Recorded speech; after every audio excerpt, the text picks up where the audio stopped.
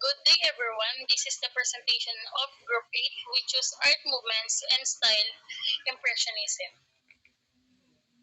Impressionism is an art movement and style that emerged in the late 19th century, primarily in France. It was a radical departure from traditional painting techniques and academic art standard of time.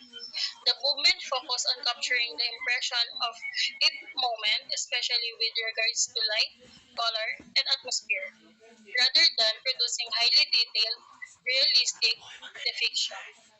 So, Impressionism represents a pivotal moment in art history for artists to break free from convention and embrace new ways of seeing and interpreting the world around them.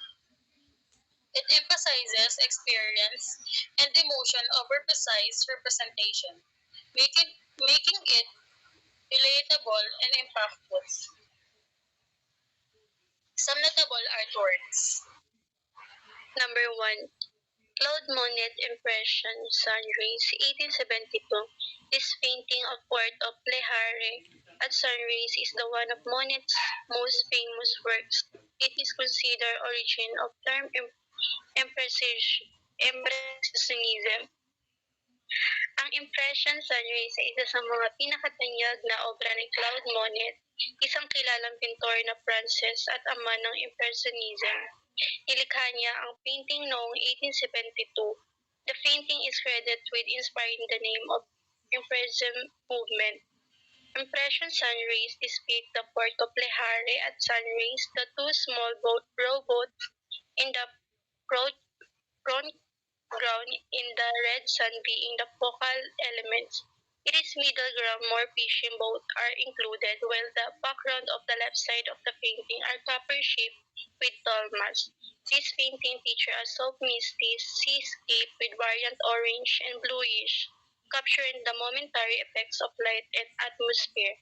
Monet loves brushstroke conveying the transience of the early morning light on water, highlighting the beauty of nature in the subject nature of human perception. There was a renowned mention of the voting party. 1881, this brushstroke is a lively gathering of friends enjoying a meal on a balcony with vibrant color and lively brushwork. Urina captured the joy and nature of the modern life. The painting reflects the social culture of the Paris of that time, emphasizing the nature of gathering with friends and enjoying life's simple moments. With your masterful leaders like to highlight the work of human connection and the beauty of the outdoor setting, focusing on the energy and emotion of the joyful gathering. Edgar Degas, the ballet class in 1874. Degas often focused on the ballet dancers capturing their grace in the atmosphere of the rehearsal process. Degas was fascinated by movement, and this painting is a study of both form and discipline.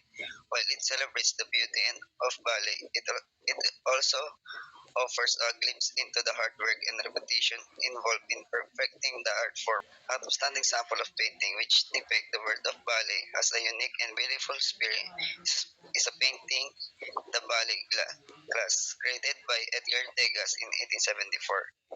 It is for this reason that one is able to see the efforts made by the artist in the depiction of the ballerinas, where the balance and movement have been captured with immense accuracy. The absence of marked contrast, the softly selected color range, and the modulation of light thus lead to the creation of dreamlike frame, which takes the viewer into the fantastic world of the dancers.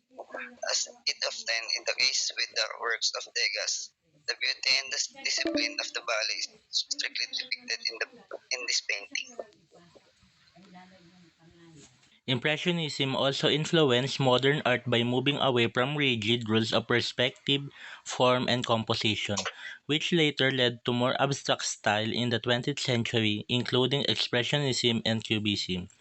In summary, Expressionism was not only a movement about painting what the eye saw in terms of light and color, but also a deeper expression of the fleeting, subjective experience of the world. It challenged conventions and left a lasting legacy in art history.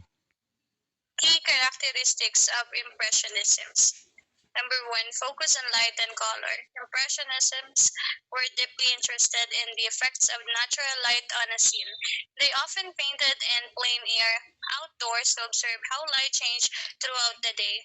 Additionally, instead of mixing colors smoothly, they use small dabs or strokes of paint to depict the vibrancy and variation of light and color. This technique allowed colors to mix optically when viewed from a distance. Number two, visible brush strokes. Unlike traditional painting styles, where artists try to conceal brush strokes to create a smooth surface, impressionist painters use loose, visible strokes. Number three, everyday scenes. Rather than focusing on historical or religious subjects, they captured scenes of leisure activities, street scenes, and natural environments. Number four, movement and momentary impressionism emphasized capturing fleeting moments, whether it's the play of light on water, the movement of people in a busy street, or a quick glimpse of a landscape. Number five, color theory. Impressionists often use pure unblended colors and placed complementary colors side by side to create vivid contrast and vibrancy. So that's all. This brings me to end our presentation. Thank you for listening and have a great day.